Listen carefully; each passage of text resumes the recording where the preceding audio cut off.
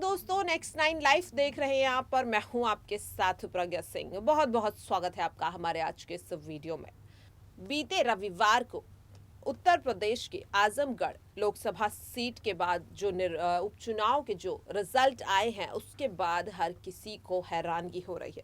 जी हाँ, जिस तरह से समाजवादी पार्टी के गढ़ में बीजेपी ने कमल खिला दिया है, ये काम बिल्कुल भी आसान नहीं था। जी हाँ, आपको बता दें कि समाजवादी पार्टी के प्रत्याशी धर्मेंद्र यादव को निरहुआ ने 10,000 वोटों के एक बड़े अंतर से हरा दिया है। जी हाँ, इसकी वजह कहीं ना कहीं अखिलेश यादव का ओवर कॉन्फिडेंस बताई जा रही है।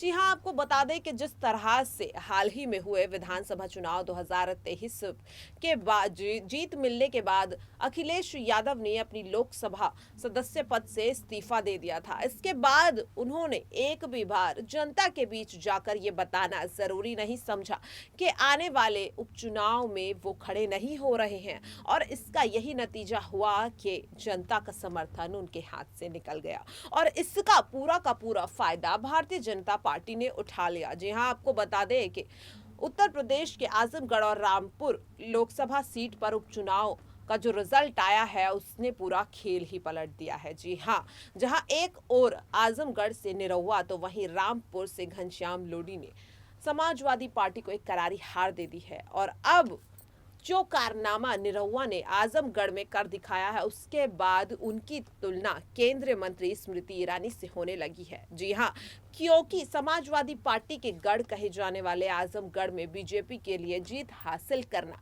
उतना ही मुश्किल था जितना मुश्किल था कांग्रेस पार्टी के पूर्व अध्यक्ष राहुल गांधी की लोकसभा सीट अमेठी पर साल 2019 में हुए लोकसभा चुनाव में जीत हासिल करना था।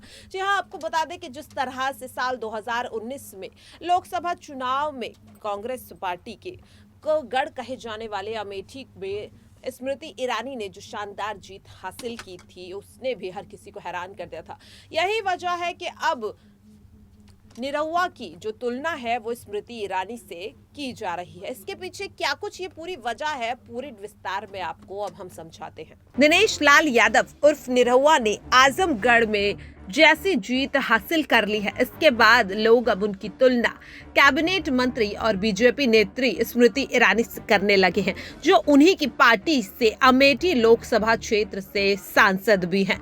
आपको बता दें कि जिस तरह से आज जो कारनामा दिनेश लाल यादव उर्फ निरहुआ ने किया है, ऐसा ही कुछ कारनामा साल 2019 के लोकसभा चुनाव में स्मृति ईरानी ने कांग्रेस पार्टी के गढ़ अमेठी में कर दिखाया था। जी हाँ, ये सीट दशकों से कांग्रेस पार्टी की मानी जाती थी, उनका गढ़ माना जाता था। लेकिन साल 2019 को हुए लोकसभा चुनाव में स्मृति ईरानी ने कांग्रेस के पूर्व अध्यक्ष और साथ ही कांग्रेस नेता राहुल गांधी को उन्हीं के गढ़ में हरा दिया था, जिसके बाद अब लगातार निरहुआ की तुलना स्मृति ईरानी से की जाने लगी है, जिसके बाद अब इस तरीके की खबरें सामने आ रही है कि ये जो एक इतिहास बीजेपी बनाने चली है, इसके बाद इस तरह की और ऐसी कई खबरें देखने को मिलेंगी, जिसमें बीजेपी आने वाले चुनाव में और भी कई ऐसे पुराने इतिहासों को बदलकर अपना एक नया वर्चस्व बनाने वाली है। कहा कि हमने किस तरीके से आपको पूरी ये बात समझाई कि आखिरकार क्या कुछ पूरा समीकरण रहा था